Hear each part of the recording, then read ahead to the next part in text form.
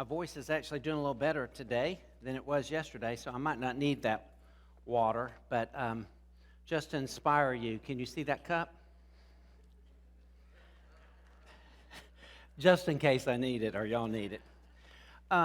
So I asked Alan for 40 minutes today, so he cut back on the music a little bit and to talk about the church or to do State of the Church.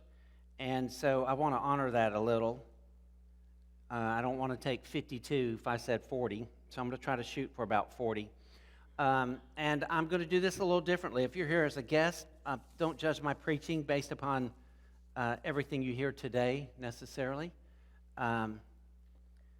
because I don't usually sit at the table. I don't do that very often, and don't usually do what I'm getting ready to do with a passage of Scripture. Just allude to it and then move on. But I wanted, I used to do State of the Church on Sunday night when I first got here years ago, and did that forever and ever and ever when we used to have about 100 and 125 people show up on Sunday night. I quit doing it on Sunday nights when we got down to about 9.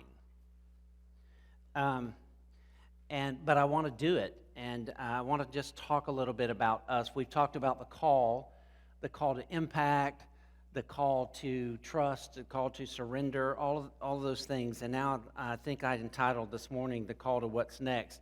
I'm holding this phone and staring down at it because I don't want to hit the button, because I know once I hit the button, then my time starts. So anyway, ready? Go. So Numbers 13 and 14, I use that passage of Scripture. The first 7 minutes or 5 minutes will be sermonette. And then I'll sit and talk a little bit about that. I use Numbers 13 and 14 for 2 reasons. One, about 13 years ago when our leadership banquet was held, we were at the Old Basins restaurant in Florence. Belinda and them gave us this back banquet hall. We had a fantastic feast, but we knew that if we were going to go into a building program, that we needed our leadership to lead the way as far as making pledges and making commitments and seeing the whole thing through. We use Numbers 13 and 14 in the story of them crossing the Jordan. We actually, for a time of invitation and commitment, we did that there in the restaurant. We played, I think it was Third Day's version of On Jordan's Stormy Banks. And our leaders brought their commitment cards because we didn't feel like we could stand in front of the congregation and call for a pledge for 3 years if we weren't going to lead the way and pledge. And so we did that. The other reason I use Numbers 13 and 14 when I talk about the church so often, it's probably the best picture of a crisis of belief for the entire body of the chosen people of God that exists in the Hebrew Bible. I mean, everyone who encounters God encounters what Henry Blackaby, the phrase he made famous, crisis of belief. I'll say more about that in a minute. But like Abraham had one, and Moses had one, and Joseph had one. I mean, on and on and on. But this is the best story of them all together answering that crisis or dealing with that crisis of belief. So Numbers 13 and 14 is the story of the children of Israel. They've been freed from Egypt. They were in Egypt for 450 years. And I just camp on that for a second because I only have 5 to 7 minutes. I said, for 450 years, that's about as long as Jamestown to now, a little bit longer. They were in Egypt. The end of it, or the last part of it, as slaves. And all of a sudden, God sends Moses, he frees them, and they're out here in the wilderness. It's like us having grown up and lived and been educated and everything been about the United States of America and our history, to all of a sudden be picked up and moved down to Mexico, and God's going to do something new down there with all of our people, and it's different. And so there's struggle in the wilderness as they learn to trust this new God. There's also struggle with leadership. There's just struggle with the whole concept of a new day. And they get to a place called Kadesh Barnea, which is right on the verge or on the banks of the Jordan, where you can see into the promised land. And God says, first thing in the sermonette, go into the promised land. Take them into the promised land. That's where a crisis of belief originates, God's calling or his challenge. You say, wait, if you're not Is it a challenge or a calling? I don't know many times when I specifically knew God was calling me to do something that there wasn't some challenge of some sort. Either a challenge of my resources, or a challenge of my gifts, or a challenge of my dependence, or a challenge of my whatever, you name it. God calls them. He challenges them. The second element that comes with that is that they checked it out. You check it out, right? There's God's challenge, then they check it out. They send in the spies, 12 of them. If you're familiar with the scripture, you know the story. 12 spies go into the promised land. They spy it out for 40 days, and then they come back and bring a report. 10 of them said, don't go, we ought not to go. By the way, Deuteronomy tells us that Moses reminds everyone that it was like their idea to come and send the spies, and Moses thought it was a good idea. It's like a committee coming together and saying, we think before we go into the promised land, we ought to check this thing out. And Moses seems to think it's a good idea, so he sends them out there. Now, here's what you need to know. God didn't really oppose them sending the spies, but God never allocated or okayed the spies going in with the understanding that they were going to decide whether or not to go. God didn't say, hey, y'all, go and decide, take a look at this thing and ask yourselves whether or not you ought to go into the promised land. God said, take the people into the promised land. They decided they would check it out. And so they did. And they came back. 10 of the spies said, we don't think we ought to do this. 2 of the spies, Joshua and Caleb, they decided and to stand on God's side and say, we should go, God's going to give us. There was opposition, there was difficulty, the terrain was rough, there were giants in the promised land, and 10 of the spies said, don't go. By the way, I have found maybe not the same proportion, but more people than not will say, don't go. There are always more people saying, don't trust the Lord than there are saying, trust the Lord. There are always, if you're an unbeliever and the gospel's being presented, even if it's in a 2-minute presentation like I did at Valentine's Banquet last Sunday night, when you're encountered with the love of the Lord and you start thinking off the top of your head, there are always more reasons off the top of your head not to trust the Lord than there are to trust Him. What about all those questions I have about aliens and islands and other religions? What about all the problems? What about all the opposition that's going to come from my coworkers or my fellow students or my family in some cases? What about the financial changes that might come? What am I supposed to do about baptism? And what about the fact that my family didn't come from a Baptist tradition and I'm sitting in a Baptist church? And you can always think of more reasons not to trust in the Lord. They're not better reasons, they're just more of them than there are to trust Him. So 10 of the spies say, let's don't go. That leads them to a crisis of belief. Henry Blackaby is famous for that term. In a crisis of belief, you are forced to ask yourself, do I really believe in God? Believing in God being defined as, I will do what He says, I will go where He says go. And by the way, I meet a whole bunch of people who believe in God. But if their belief in God is defined as, I will do what He says and I will go where He says go, there aren't that many. And there have been many days in my life when I've closed my eyes at the end of the day and thought, Lord, you know what? I didn't really live like I believed in You today. You can do, by the way, and this is not, I'm already running out of time. I don't even want to look at my clock. You can do most of what most church people do, ministers too, and not really believe in God.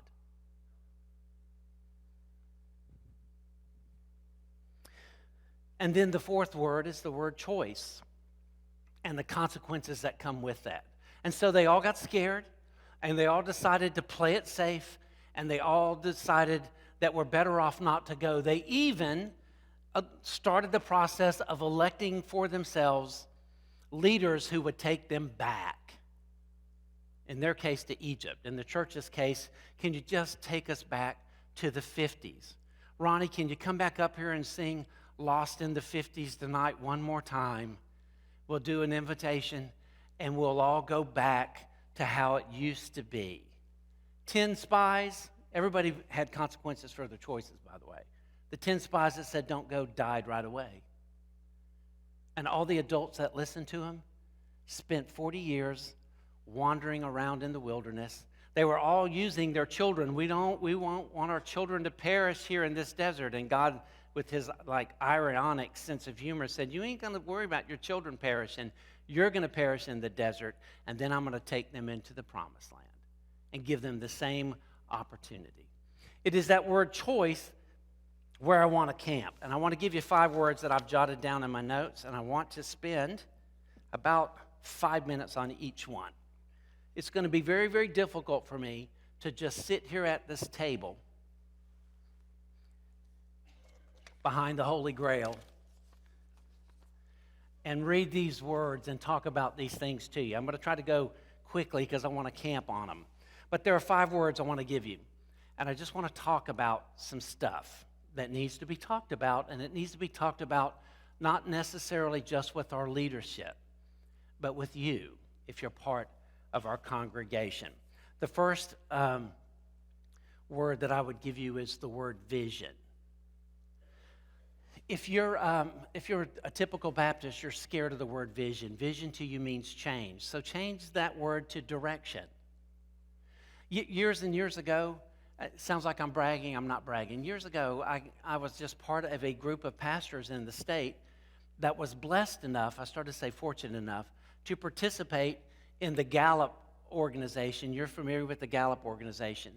They did a strengths assessment, which became the movement behind the whole Strength Finders movement. If you're in business or you're in any progressive networks in business, you're probably familiar with Marcus Buckingham's Now Soar With Your Strength, or Go Soar With Your Strengths. Anyway, there were 32 core strengths that were identified, and the belief, and I think I ascribe to it, is that if you're not really good at something, you can work to improve that, but don't spend most of your time trying to improve that, because the best you're ever going to get is kind of mediocre. But if you're really excellent or outstanding at something, you ought to spend most of your time doing that, because God's gifted you in that area and you should use it. So my strengths were identified. They gave me 3, and I guess I'll give them to you real quickly. One of them is, just for lack of a better way, the movie was made after it, by the way, Woo, which is like Greek for people skills. And one of them was communication or teaching ability. And the third one was what is labeled by the Buckingham Group, or it was the Clifton Group at the time, future-oriented. And people who are future-oriented naturally start thinking about what's coming next. And we can't help it. And I'm not as wired as I used to be. You need to know, when I first got here, y'all, I never dreamed, by the way, when I moved to Darlington, that I would be here 25 years. Never. I didn't know anything about Darlington when Bishop Don Nicholson called me on behalf of the pastor search team, and I met with them, and then you guys voted for me to come as pastor. Other than racing, and I wasn't a big NASCAR fan, I followed a little bit. And so I moved to Darlington, not having, if you had asked me, how long are you going to be in Darlington, I would have said the cliche thing, until God moves me. Well, apparently he hasn't moved me yet, but I never dreamed, I don't even know that I dreamed I would be alive 25 years later, let alone sitting behind this table talking about the same church family. The Bible's pretty clear in that when we don't have any clear direction of where we're going, Jesus could come any minute, and we're supposed to live our lives as if we are ready for him to come any minute. But it does not mean we're not supposed to have some direction we're pursuing in case he doesn't come any minute. Vision, direction. The second word is the word service. Our vision statement, we don't say this very often, or our mission statements, are we look up in worship, we look in discipleship, we look down in service, and then we look out in evangelism. We don't really feel like, it's very difficult to measure, but we don't really feel like we've actually discipled anyone until they have discovered what they're good at, their spiritual gifts and strength. They are using that in a service-type way, and they are using that beyond the walls of this place. I'll talk more about the evangelism. Service. Our Good News Club, by the way, we're about 6 weeks or either 7 weeks from completing our first year at Kane Elementary. They're getting a new principal. We don't know whether they're going to have us back. But one of the things we need if they have us back is we need more help. Because speaking as someone there are about 2 or 3 of us who've done most of the teaching and the speaking. And then we have 2 wonderful ladies who've just taken the burden of the snacks every week for these 20 to 30 something kids. And then we have others that are sitting there ministering these children. We could use 2 crews. We could use new workers in Awana. We could use new Sunday school teachers. And we could use service. And I love you, but you're not really following the Lord unless you have discovered your place of service. Now, if you happen to be one of those individuals that says, my primary place of service is in prayer, that's fantastic. And I think thank the Lord. But a lot of times, several of you use, I don't know that I can do much, but I can pray. But excuse the slang, you ain't praying. That's Greek for I ain't doing nothing. Service. Excited to be here? Say amen. Good. 3, I want to talk briefly about the word mission, being on mission with God. Christians hear 3 different things when it comes to the word mission. Some of you hear missions giving. Lottie Moon, International Mission, all that money we take up at Christmas goes straight to the International Mission Board and to missionaries on the field. Annie Armstrong, we used to call them home missions, now they're North American missions. The Send Baltimore Network is part of the North American Mission Board, the entire Send network is. There's missions giving, Janie Chapman for the state. We occasionally take special offerings up to buy Bibles for chaplains in the military. That's missions giving. In addition to that, we support the cooperative program, which means all Southern Baptist churches that participate pull our money together to lump sum and support missionaries. The cooperative program's gone through about a decade and a half of some revising, and I think it kind of went out of bounds and lost its purpose, but it's corrected, and I think it's stronger than it's ever going to be, it's ever been, and I don't mind telling you. I don't know how this is going to happen, but I'm looking forward to the day. Right now, we tithe 10% of the offerings that come in to missions. I'm looking for the day when we tithe 10% of our offerings to missions and 10% to the cooperative program. You see, the leadership of the Southern Baptist Convention has realized we're at a pretty urgent stage in the history of our world. And we don't know whether Jesus is going to come back, but they want to pull everything they have. We want one last great end of time, or maybe not, revival. And that takes supplying people on the field and with training and with language effort. Because you've heard me say this before, ministry takes bucks, takes money. So missions giving, but also some of you hear the word missions and you think overseas. And we do that. We dug a well last year for a village.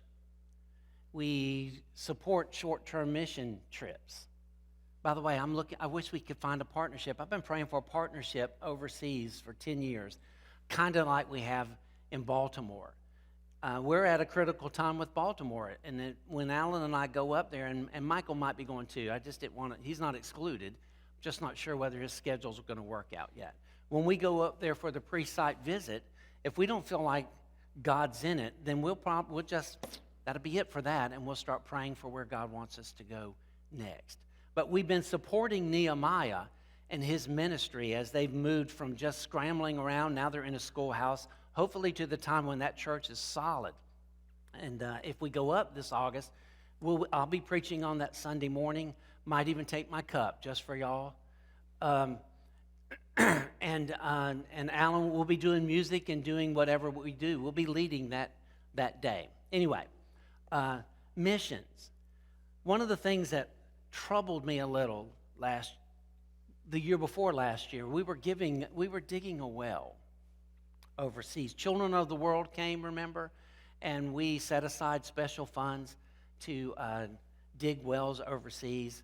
And what troubled me a little bit was the amount of hesitancy with that. Hear how quiet it is?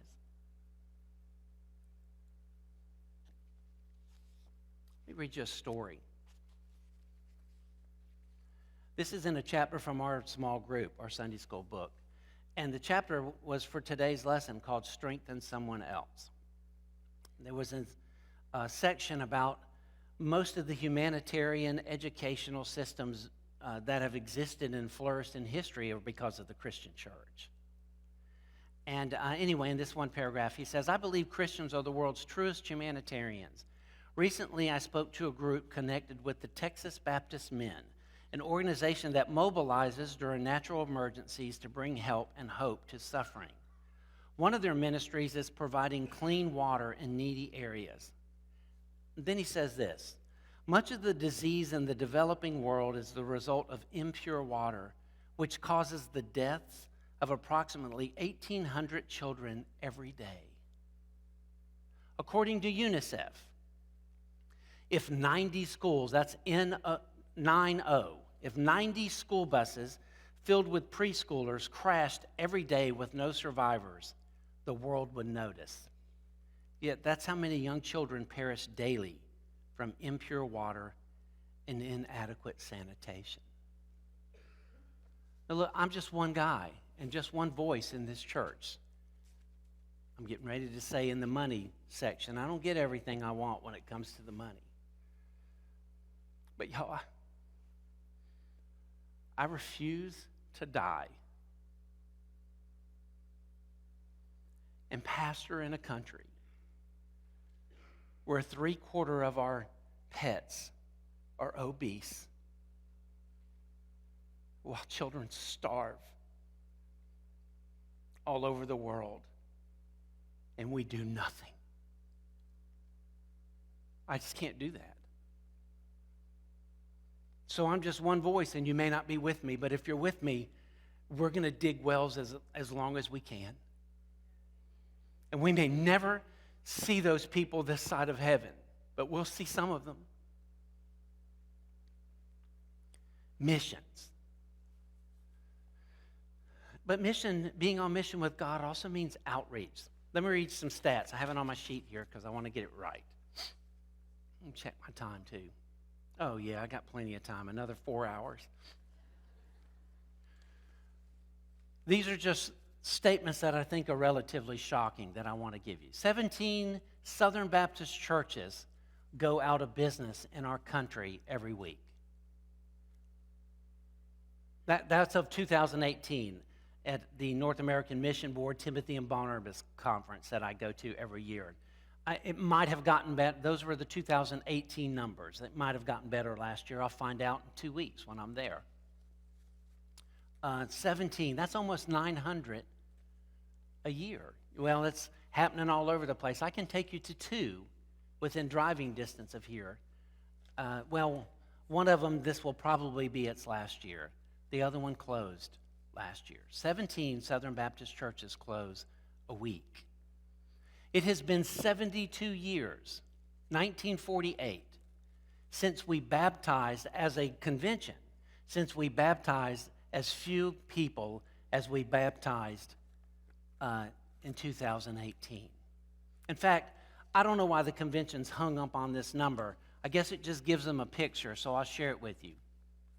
It used to be, in In 1948, it took 15 people to win one lost person to Christ in our country or in our denomination. Now it takes 51 people. Because we've grown numerically, but we're not winning any lost people. In fact, I heard Al Mohler say, president of Southern Seminary, we've never really been good at evangelizing people who weren't just born to us. There are 244 million lost people in America. That makes us the third largest mission field in the world.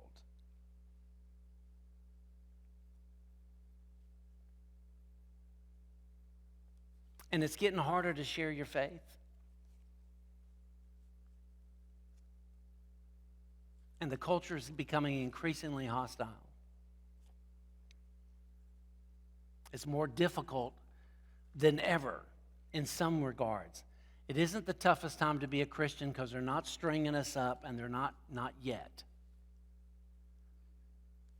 But we used to hear that kind of concern and things, and we would think out there, but it's not all that out there. I recently was told by a pastor of a library in his community that had drag queen reading time for children on its docket. I don't really know what all that entails, but they can't be good. And you're thinking, well, where in the world did that happen? On Five Forks Road at the library in Simpsonville. Now let me tell you, the troubling thing is that your blood is boiling more over that, and you're more concerned about that than you are about the 244 million lost people in our country. It is time. By the way, the good news is those of us who are sharing our faith are beginning to figure out that it's not as simple as just saying, hey, if you die tonight, where are you going to go? Sometimes that works, but not like it used to. This is going back a couple years. She's not here today to defend herself, but one of our ladies called me. She called me about 4 times one day, and if you've ever called me about 4 times, you know, yeah, you sympathize with her. She called me about 4 times one day, needing to talk to me, and I think I called her back that evening or either the next day. I said, I'm so sorry, I've been swamped and been in meetings, and I meant to call you back, and chemo brain took over, and I just forgot about it. It happens a lot to me for some reason. She said, well, let me tell you what happened. I've been working on my friend and talking with her about the Lord for months, and she's been sick, and I can't remember if it was the doctor or the hospital, but I was with her at the doctor's or either the hospital, and I was sitting in there, and she started asking me some questions about the Lord, and I got really, really scared and nervous, and then she asked me, would it be possible for her to pray and ask Jesus into her life? And I thought, I've got to have Tim. I've got to get Tim over here. Tim can answer the questions right. Tim can talk to her and lead her to Christ. And then I couldn't get you. I said, so what'd you do? She said, well, I just did the best I could. And she prayed and she asked Jesus into her life. And I thought, why in the world did you think you needed Tim? Tim's not the only one that was given the Great Commission. In fact, there's no record in Scripture where God says He's going to hold Tim or any other ordained minister to a higher standard than He's going to hold you on Judgment Day. You shall be my witnesses in Jerusalem. That's Darlington or wherever you live. Judea, that's your sphere of influence. Samaria, that's with the poor and other people out there, and to the uttermost parts of the world. And by the way, if you're one of those individuals who thinks that the mission work is supposed to work from, we got to get everybody saved in our neighborhood, then I'll start supporting and getting involved in international missions. Jesus used the Greek word that is translated both. You shall be my witnesses, both in Jerusalem and Judea. It actually is the Greek word for all-encompassing.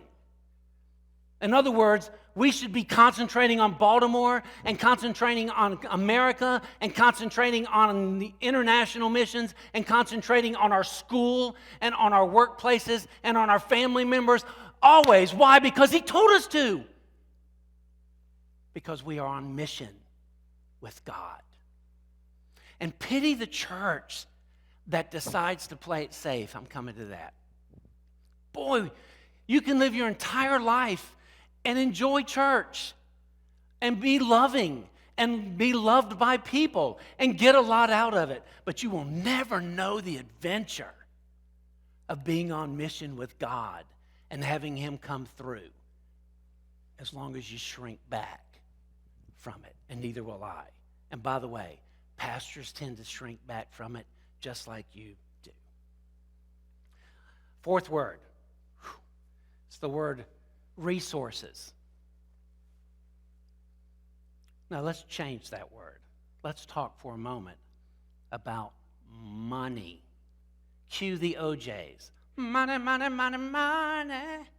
Now if you're a guest, I told you earlier, I want you to check out on us. We are not expecting you to give to our budget and our money and any of that stuff. But if you are one of our church family, then I want to talk to you for a moment about our finances. There is a blessing waiting for us. I hope that I get to see it before I'm out of here, but I'm not sure that I will. But let me tell you what it's waiting for. It's waiting for us to be obedient in every area of our lives. And money is one of those areas. It's not the most important area. And we're doing all right. In fact, we're doing all right in every area. Our attendance is up, worship-wise, assuming you don't all quit after today. And for the last, I don't know what today's numbers were, but our last 2 Sunday school weeks, we've had the highest Sunday school attendance than we've had in years. And I look forward to us growing and continuing in that area. So we're doing all right. This isn't a talk because we really need your money. This is a talk because money is the dog that wags the American tail. Now here's the statement I want to give you in reading through the Bible this year, which is I decided to do it again this year. My Bible's open to Exodus chapter 32. This is the story of the golden calf. You remember that story? Moses goes up on the mountain to get the 10 Commandments. He stays there for too long. People start to get worried about it, so they come to his brother Aaron and they say, we need ourselves a god. And so Aaron decides to have all the women, and especially the women, but all the people bring their jewelry, they melt it down. I'm in Exodus 32, and it says, they say to Aaron, come make us a god who will go before us. As for this Moses, the man who brought us up from the land of Egypt, we do not know what has become of him. Aaron said to them, this is verse 2, tear off the gold rings which are in the ears of your wives, your sons, your daughters, and bring them to me. They bring them down, they melt them down, they make this golden calf, which was a Canaanite god, by the way, a version of it. The interesting thing, and I bring it up to you, and then we're going to move on. I just got a couple more things to say about money. By the way, I could talk about every single one of these 5 words for an hour. And that's why I really have put the clock on, even if I run a couple minutes over, because I could. If you were to stay here all day, I could talk to you about every one of these things from experience and from what I know and from what I've seen in your lives. And money's just one of them. Just one. Aaron says to them, tear off the gold rings. I got intrigued this week. Of all the times I've read the Bible and read that story, I never noticed in the New American Standard that 2 little word phrase, tear off. And so I thought, what does the Hebrew really say? Because some versions just say, remove their rings or take them off. And you might think, because I quote Hebrew a right good bit, that I read it. I do not read it anymore. I can't. You don't use it, you lose it, just like French and every other foreign language and other skill that you don't use. I am now pretty dependent on study aids, and I can check and know whether or not the study aid that says this is the Hebrew word shatah, whether or not it is actually the Hebrew word shatah, and then I trust kind of what they lead me to say. I can't find in any of my software or study guides a translation of that word tear off. Because that sounds violent, doesn't it? And I'm thinking of, especially in this culture where so many people are pierced. I mean, hey, husbands, go home and rip those earrings out of your wife's ear. Tear them off. That would be bloody, would it not? That's sort of what the three-letter Hebrew consonant root implies. It implies maybe blood, which is pretty interesting considering we just held up a cup. This cup is the new covenant in my blood last week. But in the very least, it deals with sacrifice. So here's the phrase I wrote down. Your God will cost you. If you're uncomfortable with that phrase, let me put it this way. You will sacrifice for who or what you worship. If you're uncomfortable with the word worship, you got to agree with this. You will sacrifice and give to who or what you value. That's where the phrase came from years ago, and you can tell by the language it's years ago. You show me someone's checkbook and their calendar, and I'll tell you what they value.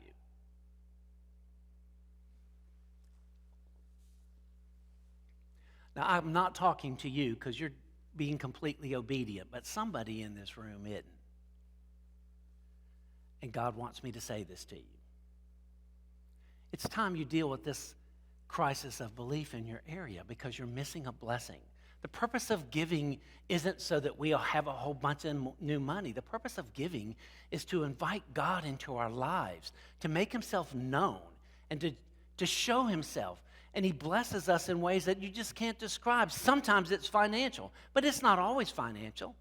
We maintained our giving this year. We talked with our marriage group on Friday night. We were kind of sharing our stories, our testimonies.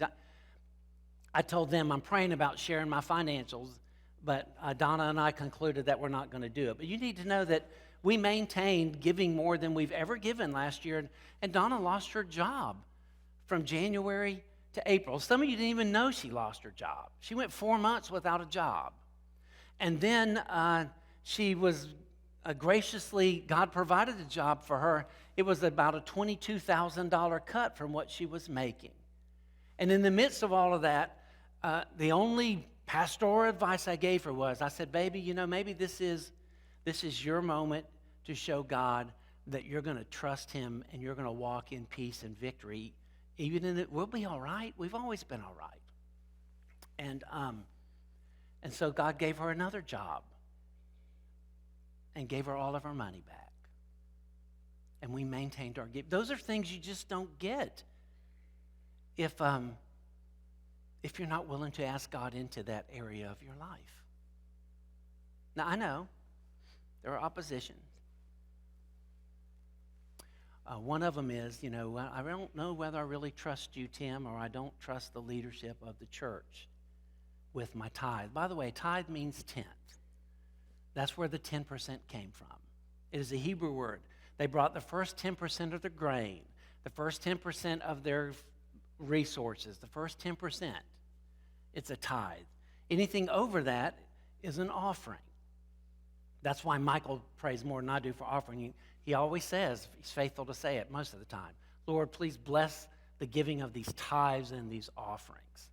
I'm not really going to surrender that money. 10% of it in our world goes to the church giving, and it's divided the way the leadership divides it, even when I don't get what I want.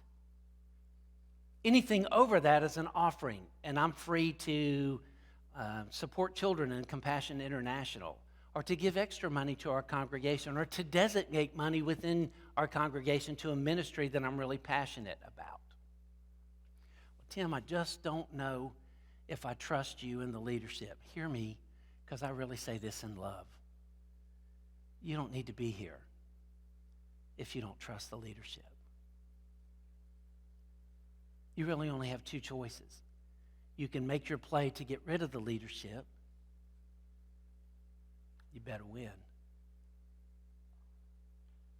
Or you can realize that being one or being united is that nobody gets what. We just got a big gift way back for $400,000. Remember, we all sat, we took months to pray over it, came together one night, decided we were going to divide it up and put it into buckets for different needs. And I just want you to know, I didn't get what I wanted, not completely.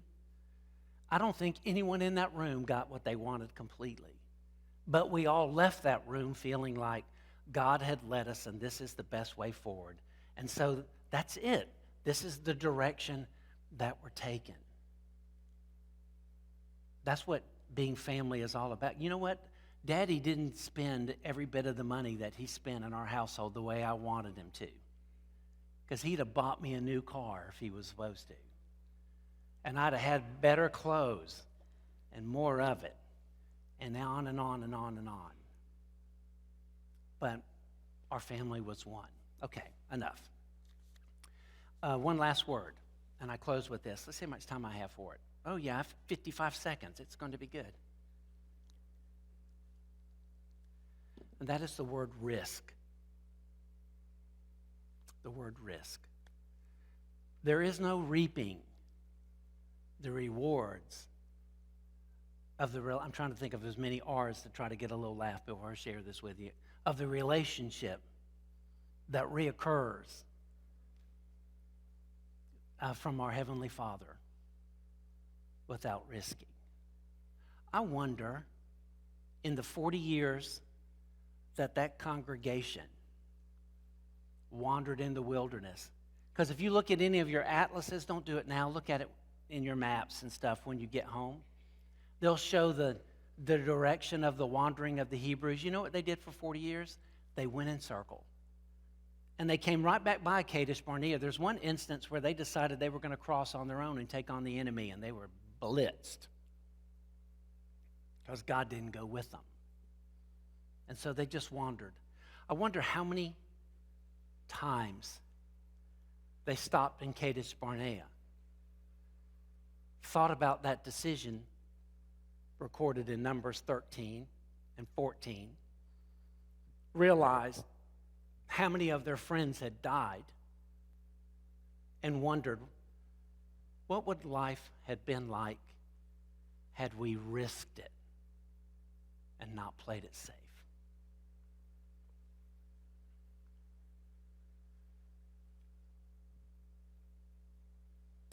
Risk. Let me close with an illustration from football. I feel after this year, though, I should turn my cup around.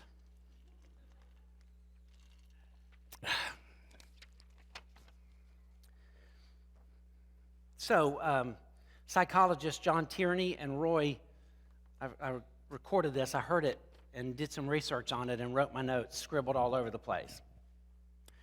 And Roy Baumeister wrote a book called The Power of Bad. And they talked about the influence that bad experiences or negative emotions have on individuals. This is not a sacred Bible study book. They said several things in there that were pretty unique, but one of them was it takes 4 something goods to offset one something bad. That means, husbands, if you messed up Valentine's last week, you can't, wash your car, grill her a steak, take her to the moon. That's just one good thing. You got more work to do, right? Because the power of bad is really an influence. Anyway, them in the New York Times did some, the real word and the key word in sports now is analytics, is it not? They did some analytics regarding football, especially in the area of punting versus going for it on 4th down and short. Short being defined, if you're not a football person, just trust me, short being defined, it's 4th and 2 or 4th and 1 or less. Most coaches, the New York Times said, and the analytics say, most coaches, most of the time, punt on 4th and 2 rather than go for it. But the stats are overwhelming that if you take the risk and you go for it, that about 2 out of 3 times you make it. By the way, you need to know that this is dating me. The football that I grew up watching, that was not the case. And punting made the most sense, playing it safe. because defenses dominated. And if you punted and pinned someone down at their own 5, it was rare that they would go 95 yards. I hope I have this story right from the national championship game. Forgive me if I have it wrong, because it's all from memory. I jotted it in my study this morning. But I believe somewhere right before the first half ended, LSU was right around their own 40, and there was a little over a minute left, and it was 4th down and like 2, and they decided to punt and pin Clemson back. They pinned Clemson back at their own 5, and I think 47 seconds later, Clemson was in the end zone. I mean, offenses dominate now. You see the Super Bowl? You can score 3 touchdowns in a minute and a half or 3 minutes, the way everything is now. And so punting doesn't make as much sense in playing it safe. I think Clemson scored like right down the field. Would you say if they had gone for it and failed, Clemson would have scored, they would have scored quicker? Yes, but then you'd have had more time to go back down and see if you could score. Anyway, the overwhelming analytics say that you ought not to punt. So then I'm marrying all these stories together. So if you're looking for like some article or whatever to check me on this, you can't. You're just going to have to check it out. There's a coach in Arkansas, Coach Kelly is his name, who came to a private school called Pulaski Academy about 13 years ago. Pulaski Academy was a small school that played a lot of bigger schools. They hadn't won a game in several years and hadn't been to the state playoffs in like forever. Coach Kelly came in and he said, we're going to adopt a little bit different philosophy. My philosophy, I just want you to know this coming in. We will never punt. That's our vision statement. It took him a while to transition to that. The first several years he was there, they punted about once a game. Last year, they punted once all year. I guess if it's 4th and 25, even analytics are crazy, right? They punted once that year. The last 13 years, he's been there longer than 13. The last 13 years, they've made the playoffs, and they've won 6 state titles. They asked him about that whole philosophy, and he said, they mandate how much time you can practice. He said, we get a little bit of extra practice because we don't take 20 to 30 minutes every week or every day practicing punting. And he said, not to mention the intimidation factor when every time they stop us and it's 4th down, we go for it, and they know we're going for it. And it's demoralizing to them when we get it, time after time after time after time. Yet, I can name Bill Belichick punted when everyone thought he should have gone for it one time this year. And when you say Belichick, other than the fact that he coaches New England, which is like Satan's team, other than the fact that he does that, people remember exactly what you're talking about if you're an NFLer and you follow that game. Now here's the reason, and here's what they conclude, and here's how it transitions to us, and then we're going to close in a little bit different way. We're just going to pray together this morning. Coaches know in their hearts the analytics because they study everything and know that most of the time on 4th down, they should go for it. But most of them are going to choose to punt. And then they said, they're going to choose to play it safe because you don't get criticized as often when you play it safe.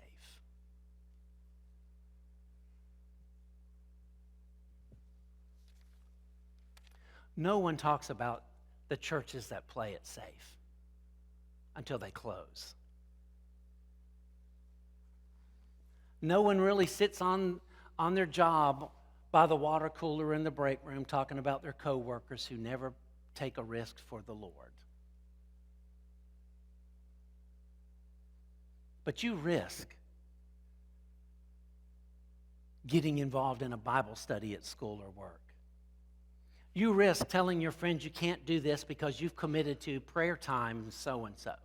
You risk allowing people to know that you tithe, and they'll talk about you.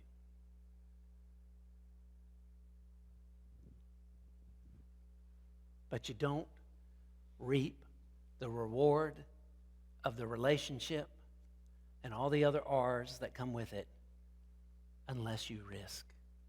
Y'all, I do not know how much longer the Lord will have me here behind this table. But as long as I'm here, we will decide as often as we can to be smart, to check it out, but to risk. Because we are on mission with Him. And it always was and always will be about Jesus. Pray with me if you would.